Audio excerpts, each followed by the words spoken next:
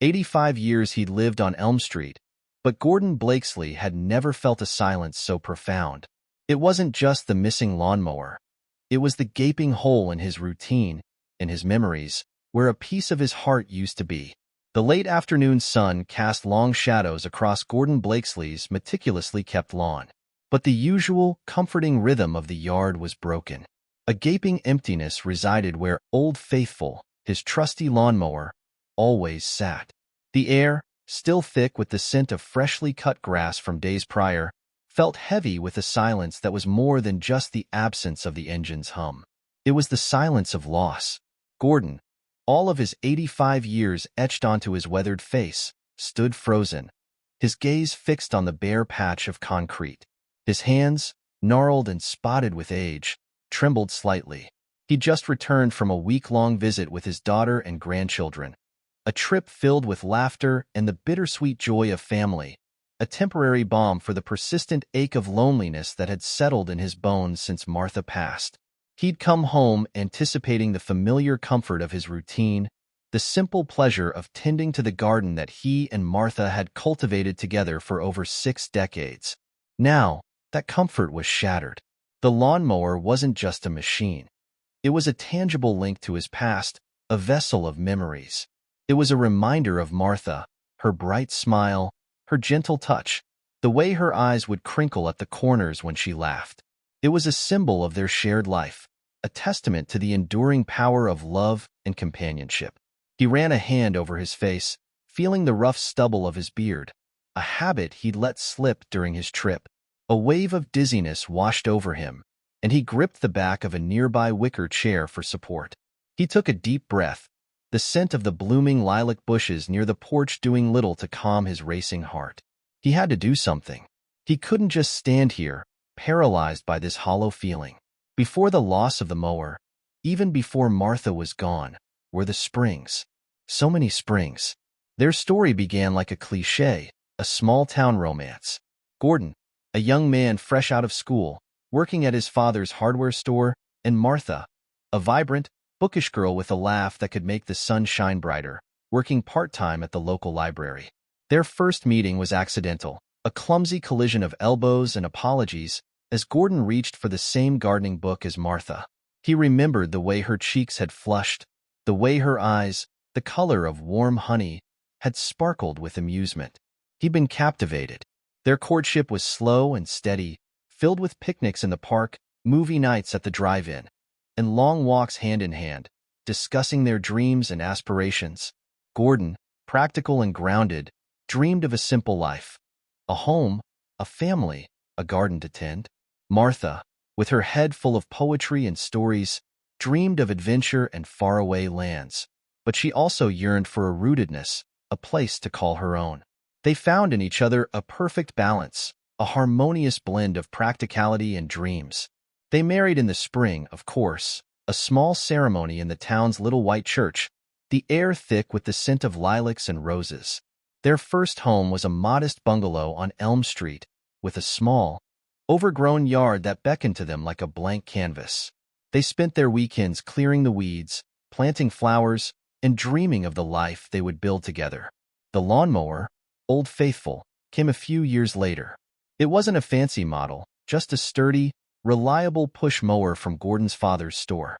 It was a wedding anniversary gift, a practical present that spoke volumes about their shared love for their home and garden. Gordon remembered the way Martha had teased him about his lack of romantic flair, but her eyes had shone with genuine affection. "It's perfect, Gordon," she'd said, her hand resting on his arm. "It's exactly what we need." And it was. That lawnmower became an integral part of their lives.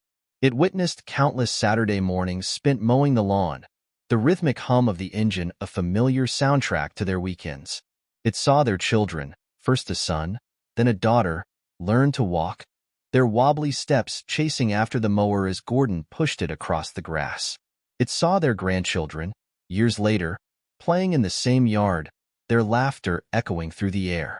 The garden itself became a living testament to their love. Martha, with her artistic eye, designed the flower beds, choosing a vibrant array of colors and textures. Gordon, with his practical skills, built the trellises and the raised beds.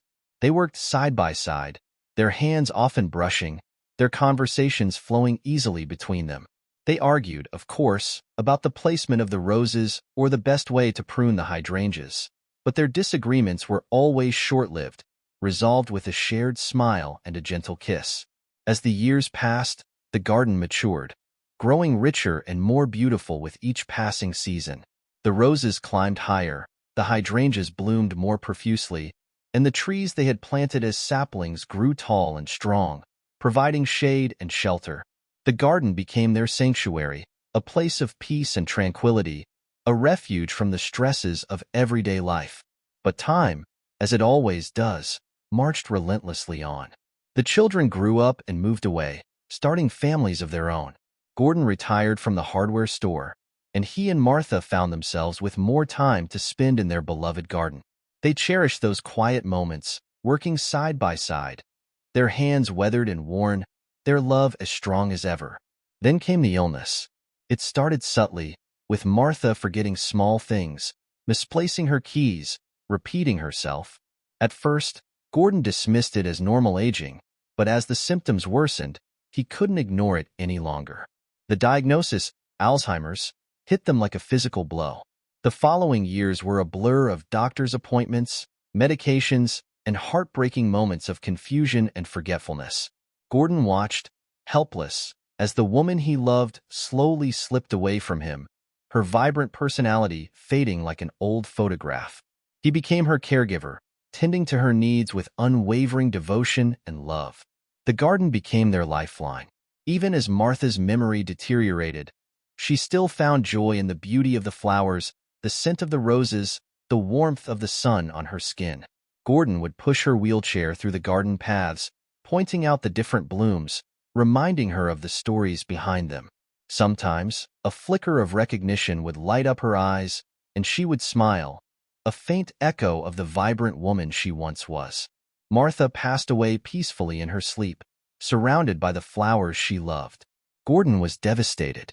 The silence in the house was deafening, the emptiness in his heart a gaping wound. He found solace in the garden, tending to the plants with a fierce determination, as if by keeping the garden alive, he could keep a part of Martha alive as well. Old Faithful became more than just a lawnmower. It became a companion, a silent witness to his grief. The rhythmic hum of the engine soothed him, the physical exertion a welcome distraction from the pain. Each blade of grass he cut was a tribute to Martha, a testament to their enduring love. He'd talk to the mower, as silly as it seemed. He'd tell it about his day, about the grandkids, about how much he missed Martha's laugh. The mower, of course, didn't answer, but the act of speaking, of sharing his thoughts and feelings, brought him a small measure of comfort. Returning from his visit with his daughter and grandchildren, Gordon had felt a familiar pang of loneliness as he pulled into his driveway. The house, usually filled with Martha's presence, even in her absence, felt particularly empty. He'd unloaded his suitcase, put away the leftovers his daughter had insisted he take, and wandered out to the backyard, seeking the familiar comfort of his garden. And that's when he saw it, the empty space. The initial shock gave way to a wave of disbelief. He walked over to the spot where Old Faithful always resided, his hand reaching out as if expecting to feel the cool metal of the handle. He circled the area, his eyes scanning the yard, the shed, even the edges of the property. Maybe he'd forgotten where he'd put it. Maybe he'd left it out in the rain and moved it somewhere else. But deep down, he knew. It was gone. Stolen. A surge of anger, unusual for the normally placid Gordon, coursed through him. Who would do such a thing? Who would steal from an old man, taking away not just a machine, but a piece of his heart? But the anger quickly subsided, replaced by a profound sense of helplessness. He was 85 years old. What could he do? He went inside, the house feeling colder and emptier than ever. He considered calling the police, but what could they do? It was just an old lawnmower. They had more important things to worry about. He sat down heavily in his armchair, the silence of the house pressing down on him. Then, an idea sparked. A small, flickering flame of hope in the darkness. He remembered seeing stories on the news, on social media, about communities rallying together to help people in need. He remembered seeing signs, simple pleas for help, that had captured the hearts of strangers. He got up, his joints creaking in protest, and went to the garage. He found a piece of cardboard, a leftover from a recent delivery. He rummaged through a drawer, finding a thick, black marker. He hesitated for a moment, his hand hovering over the cardboard. What should he write? How could he express the depth of his loss, the significance of that old, worn-out lawnmower? He kept it simple, direct, honest. In bold, shaky letters, he wrote, "Bring back my mower. I am 85 years old. I can't push." He added a period, a small, definitive punctuation mark to his plea. He carried the sign outside, his legs aching, his heart pounding with a mixture of hope and trepidation. He placed it carefully in the spot where Old Faithful had always stood, propping it up against a small garden gnome that Martha had given him years ago. He stood back, looking at the sign, his eyes welling up with tears. It seemed so small, so insignificant, against the vastness of the world. But it was all he had. The next few days were a blur. Gordon went through the motions of his daily routine, watering the flowers, weeding the garden beds, but his heart wasn't in it. The joy was gone. He kept glancing at the sign, hoping against hope that someone would see it, that someone would care. His neighbors, Mrs. Henderson from across the street and Mr. Johnson from next door, stopped by to check on him. They'd seen the sign, heard the news. They offered their condolences, their support. They offered to help him mow the lawn, but Gordon politely declined. It wasn't the same. One afternoon, a young woman, Sarah, who lived down the street, stopped by. She'd seen Gordon's sign and taken a picture of it. She'd posted it on her social media accounts, on the local community page. She told Gordon she hoped it would help. Gordon, unfamiliar with the ways of the internet, simply nodded, a glimmer of hope rekindled in his eyes. Sarah's post spread like wildfire. People were touched by Gordon's simple plea, by the image of the elderly man standing in his empty yard. They shared the post, commented on it, offered words of support. Local news outlets picked up the story, amplifying Gordon's message to an even wider audience. The comments poured in. People shared their own stories of loss, of stolen possessions, of the kindness of strangers. They offered to donate money, to buy Gordon a new lawnmower. They expressed their outrage at the thief, their sympathy for Gordon. The story resonated with people on a deep, emotional level. It was a reminder of the importance of community, of the power of empathy, of the enduring human spirit. The local news interviewed Gordon. He spoke softly about Martha, about the mower, about the garden. Meanwhile, miles away, in a quiet suburb, a man named David saw the news report about Gordon. He wasn't a man of many words, nor was he particularly active on social media. He preferred a quiet life, spending his weekends tinkering in his garage, working on his own small garden.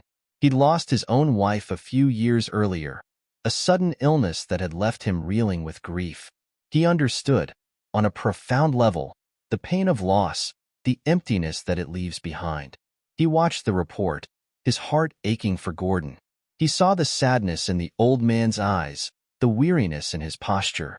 He saw the empty space where the lawnmower should have been.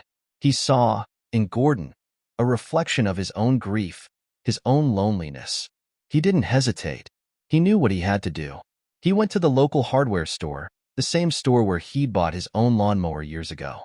He walked through the aisles, his eyes scanning the different models. He wasn't looking for the cheapest one, nor the fanciest. He was looking for the right one. He wanted something sturdy, reliable, easy to use. He wanted something that would bring Gordon joy, that would allow him to continue tending to his beloved garden. He finally found it. A gleaming, red riding mower, with all the latest features. It was more than Gordon had asked for, more than he probably needed, but David didn't care. He wanted to give Gordon something special, something that would make his life a little easier, a little brighter. He spoke to the store manager. He asked if it can be delivered, anonymously. The store manager, touched by the story, agreed, offering a discount. Back in Gordon's town, the local police had been following the story with growing interest. Sheriff Thompson, a kind, compassionate man with a soft spot for the elderly, had seen Sarah's post and the subsequent news reports.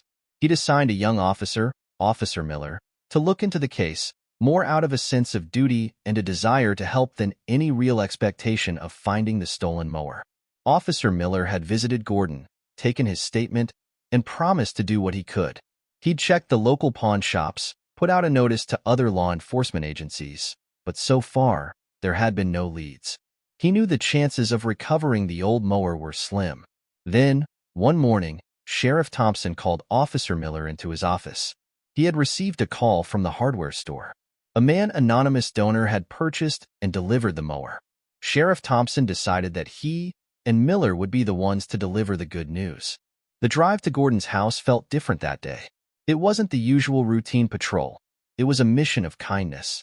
They pulled up to Gordon's house, the shiny new riding mower gleaming on the back of a flatbed truck. Gordon was in his garden, watering his flowers with a watering can, his movements slow and deliberate. He looked up, startled, as the police car pulled into his driveway. A wave of anxiety washed over him. Had something happened? Had they found the thief? Had they come to tell him that his old mower was gone forever? Officer Miller got out of the car, a smile on his face. Sheriff Thompson followed, his expression equally warm and friendly. "Mr. Blakesley," Officer Miller said, "we have some news for you." Gordon looked at them, his eyes filled with apprehension. He braced himself for the worst. Sheriff Thompson stepped forward. "Mr. Blakesley, we know how much your lawnmower meant to you. We weren't able to recover your old one, but—" He paused, gesturing towards the truck. "Someone wanted to make sure you could keep tending to your garden." Gordon's eyes followed Sheriff Thompson's gesture. He saw the truck, the flatbed, and then he saw it. The gleaming, red riding mower. His jaw dropped. His eyes widened in disbelief. He couldn't speak. He simply stared, his mind struggling to comprehend what he was seeing. Officer Miller and Sheriff Thompson unloaded the mower, carefully placing it on the grass. They showed Gordon how to operate it, explaining all the features. Gordon listened, his head spinning, his heart overflowing with a mixture of emotions: shock, disbelief, gratitude, and a profound sense of wonder. "But who?" Gordon finally managed to stammer, his voice choked with emotion. Sheriff Thompson smiled. "That's the best part, Mr. Blakesley. The person who did this wants to remain anonymous. They just wanted to help. They just wanted to make sure you could keep doing what you love." Tears welled up in Gordon's eyes, this time, tears of joy. He ran a hand over the smooth, red surface of the mower, feeling the cool metal beneath his fingertips. It wasn't Old Faithful, but it was beautiful. It was more than he could have ever asked for. "Thank you," he whispered, his voice thick with emotion. "Thank you, whoever you are." The first time Gordon used the new riding mower, it felt strange. It wasn't the familiar rumble and vibration of Old Faithful. It was smooth, quiet, almost effortless. He sat on the comfortable seat, his hands gripping the steering wheel, a mixture of excitement and trepidation coursing through him. He took a deep breath, started the engine, and slowly began to mow. As he moved across the lawn, a smile spread across his face. The grass fell away in neat, even rows. The scent of freshly cut grass, now amplified by the powerful machine, filled the air. He felt a sense of exhilaration, a feeling he hadn't experienced in a long time. It wasn't just the ease of the new mower. It was the feeling of being able to continue his routine, to continue tending to the garden that he and Martha had loved so much. He thought of Martha, of course. He imagined her watching him from the porch, her eyes crinkling at the corners, her smile as bright as the sunshine. He felt a pang of sadness, but it was tempered by a sense of gratitude, a feeling of connection to the past, and a glimmer of hope for the future. He made a mental note to plant some new roses, Martha's favorite, near the patio. The new mower didn't just restore Gordon's ability to care for his lawn. It reignited his spirit. He found himself spending more time outdoors, not just mowing, but also tending to the flower beds, pruning the bushes, and simply enjoying the beauty of his garden. The physical activity, the fresh air, the connection to nature, all contributed to a renewed sense of purpose and well-being. The story of Gordon and his new mower spread throughout the town and beyond. He became a local celebrity, a symbol of resilience, of the kindness of strangers, of the power of community. People stopped him on the street to thank him, to shake his hand, to share their own stories. The local newspaper ran a follow-up story featuring a picture of Gordon smiling broadly as he sat on his new mower. Gordon, however, remained humble and unassuming. He didn't see himself as a hero or a celebrity. He was just an old man who loved his garden, who had been touched by the generosity of a stranger. He made sure to thank Officer Miller and Sheriff Thompson, and he sent a heartfelt thank you note to the hardware store, hoping it would reach the anonymous donor. The act of kindness had a ripple effect. Inspired by Gordon's story, people in the community started looking for ways to help others. They volunteered at the local soup kitchen, donated to the food bank, and offered their time and skills to those in need. The town, already a close-knit community, became even more connected, bound together by a shared sense of compassion and generosity. One sunny afternoon, Gordon was mowing his lawn, the new mower humming smoothly beneath him. He looked up at the sky, a clear, brilliant blue, and smiled. He thought of Martha, of Old Faithful, of the anonymous donor, of the outpouring of support from his community. He felt a sense of peace, a feeling of contentment that he hadn't experienced in a long time. He knew that life would never be the same without Martha, but he also knew that he wasn't alone. He had his memories, his garden, his community, and a renewed sense of hope. He had a new season to look forward to, a new chapter to write in the story of his life. And as he continued to mow, he knew that, even in the face of loss, there was always the possibility of renewal, of unexpected kindness, and of the enduring beauty of the human spirit. He made a pass by the spot where he had placed the sign.